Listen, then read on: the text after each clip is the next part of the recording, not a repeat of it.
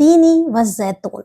इस सूरत से हम तमाम मुसलमान वाकिफ़ हैं और हम इस बात को जानते हैं कि ऑलिव्स यानी कि ज़ैतून का ज़िक्र जो है वो कुरान शरीफ में बताया गया है, वहाँ कसम ली गई है अंजीर और ज़ैतून की। तो ज़ैतून जो है उसके बारे में तो कोई शक नहीं है, इंसुलिन की सेंसिटिविटी को कंट्रोल करता है, ये एक लो ग्लाइसेमिक इंडेक्स है। इसके बाद इसके अंदर जो है वो लो कैलोरीज़ हैं, ये जो पॉली अनसैचुरेटेड और मोनो अनसैचुरेटेड फैट इसके अंदर ज़्यादा होता है।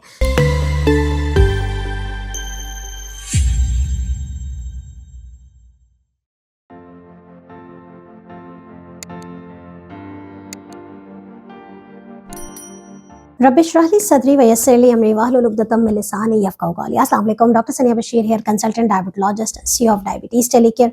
उम्मीद करती हूँ कि आप लोग खैर खैरियत से होंगे और यकीनन सर्दी के साथ बहुत सारे मसले मसाइल भी होते हैं और बहुत सारी चीज़ें जो हैं वो हमारे लिए अल्लाह ताला की तरफ से तोहफ़तन हमें मिलती हैं हर मौसम में।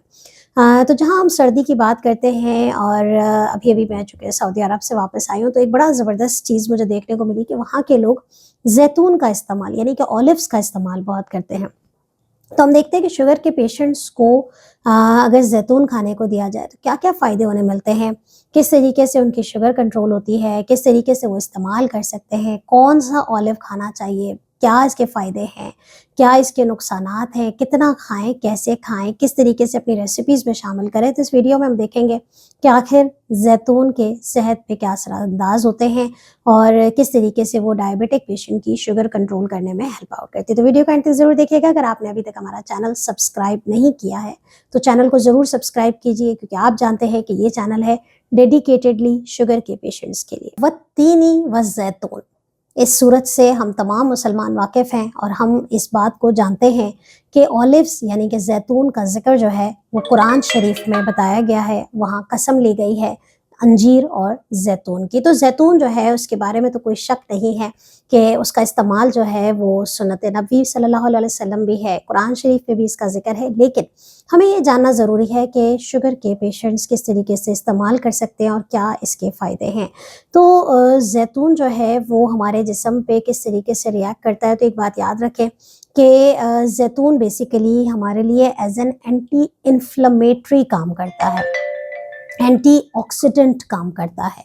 और हमेशा मैं बता चुकी हूँ कि हमारे जिस्म में जो एंटी इन्फ्लेमेटरी होता है, इसका मतलब है कि हमारे जिस्म में अगर कोई दायमी मर्ज़ हो रहा है, कोई ऐसा मर्ज़ जो कि ज़िंदगी भर साथ रहने वाला है, उसकी वजह से जिस्म में जितनी तोड़-फोड़ होती है, उसको ये एंटीऑक्सीडेंट वाली जो हमारे ताज़े सब्जियों में, फलों में, इन सब चीज़ों में शामिल है, तो वो आपके पास जो है वो ज़ैतून की शक्ल में भी एक चीज़ है जो कि एंटीऑक्सीडेंट है। दूसरी बात ये है कि ऑलिव्स का जो सबसे ज़्यादा जो फ़ायदा है, जो हम अपने पेशेंट्स को ख़ास तौर पे बताते हैं, वो ये है कि आपके जिस्म में जो चिकनाई है, जो जमने वाली चिकनाई है, उसको वो ख़त्म करता है। यानी कि आपके जो LDL कोलेस्ट्रॉल है, उसको वो कम करता है।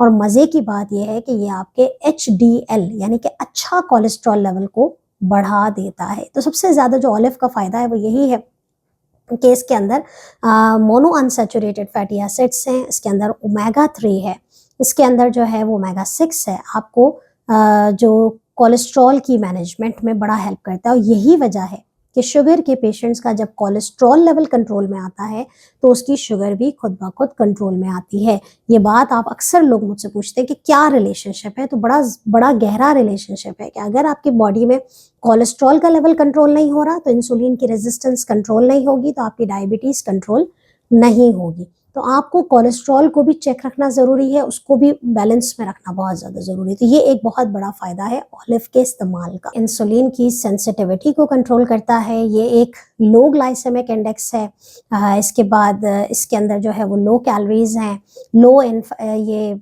जो पॉली अनसैचुरेटेड और मोनो अनसैचुरेटेड फैट इसके अंदर ज़्यादा होता है, इसकी वजह से ये आपको एक सेंस ऑफ फुलनेस देता है। तो ये फैट है लेकिन गुड फैट है, तो गुड फैट की वजह से ये आपको सेंस ऑफ फुलनेस देता है। सेंस ऑफ फुलनेस देने की वजह से आपकी बॉडी जो है वो एक एहसास होता है कि अब आपको भूख ज़्यादा नहीं लगती। तो अगर आप अपने ऑलिव्स का इस्तेमाल, मैं हमेशा रिकमेंड करती हूँ कि नाश्ते में अगर आप ऑलिव्स को किसी मील में डालें या सिंपल अगर आप अपना नाश्ता कर रहे हैं तो ऑलिव्स को अपने ब्रेकफास्ट में शामिल रखें, रॉ ऐसे ही खा लें। तो आपने कुछ ज़्यादा नहीं करना कि आपने उसको पर्टिकुलरली कोई सैलेड तैयार करना है या कोई चीज़ है। अगर आपका ताल्लुक सऊदी अरब से है तो मैं बड़ा ब्लेसिंग समझती हूँ वहाँ पर कि वहाँ पर हमस के इस्तेमाल में ऑलिव ना सिर्फ खुद इस्तेमाल होता है बल्कि ज़ैतून का तेल भी इस्तेमाल होता है। और ऑलिव ऑयल पे मैंने पहले भी वीडियो बनाई है, इंशाल्लाह हम ऑलिव ऑयल पे भी डिटेल में वीडियो बनाएंगे। लेकिन ऑलिव्स जो हैं वो आप अपने ब्रेकफास्ट में शामिल कर सकते हैं, आप अपने लंच के सैलेड में शामिल कर सकते हैं, चॉप कर लीजिए और उसको आप शामिल कर लीजिए।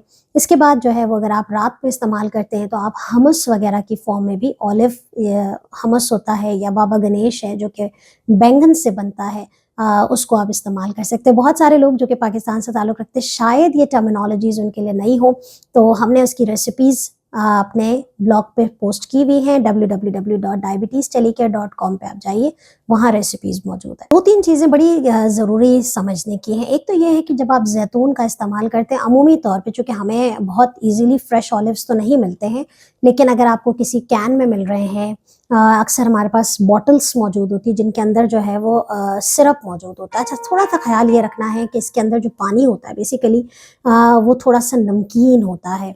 तो अगर आप हाई ब्लड शुगर के पेशेंट हैं तो कोशिश करें कि आप इसको रिंस यानी कि पानी से अच्छे से वॉश करके खाएं, क्योंकि जो जैतून हमें पाकिस्तान में मिलता है वो अमूमी तौर पे सिरप के अंदर इंडल्ज होता है, उसके अंदर भरा हुआ होता है।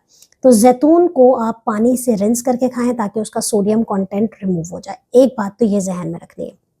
दूसरी बात ये है कि अगर आप कैन परचेज कर रहे हैं, अगेन उसका भी आपने पानी ड्राई करके आपने पानी से अच्छे से वॉश करके जितना आप खा रहे हैं निकालें, उसको अच्छे से वॉश करें और फिर आप इसको इस्तेमाल करें।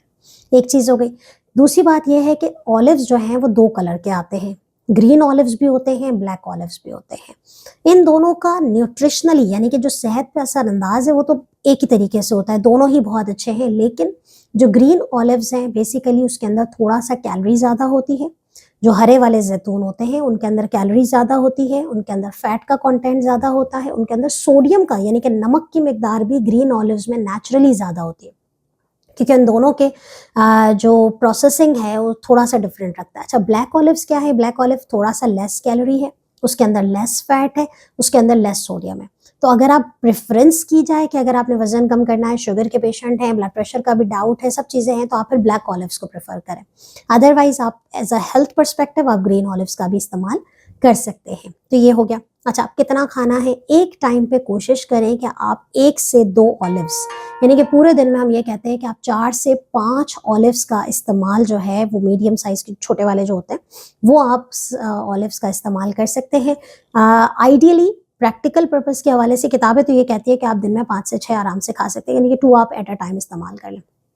प्रैक्टिकली थोड़ा-सा ये पेट को ख़राब करता है, मैदे को थोड़ा-सा डिस्टर्ब करता है, तो कोशिश करें कि आप नाश्ते में हम अपने पेशेंट्स को जो कहते हैं प्रैक्टिकली स्पीकिंग कि नाश्ते में कम से कम 2 से 3 ऑलिव्स अगर आप खा सकते हैं तो आप खाएँ। अगर बहुत ज़्यादा एक्सपेंसिव भी चूँकि है तो आप 1 से 2 ऑलिव भी अगर अपनी ज़िंदगी में शामिल रखते हैं तो आपका कोलेस्ट्रॉल लेवल जो है वो बड़ा मेंटेन रहता है। तो ये तमाम चीज़ें हैं जो कि डिस्कस करनी थी आज हम, और इंशाल्लाह मज़ीद भी चीज़ें बताएँगे। इससे रिलेटेड रेसिपीज़ मौजूद हैं, प्लीज़ देखिए, और जो भी सवाल आपका है वो मुझे ज़रूर बताइएगा कमेंट में, आपके कमेंट्स का इंतज़ार रहेगा। अपना बहुत ख़्याल रखिएगा, दुआओं में याद रखिएगा। अल्लाह हाफ़िज़।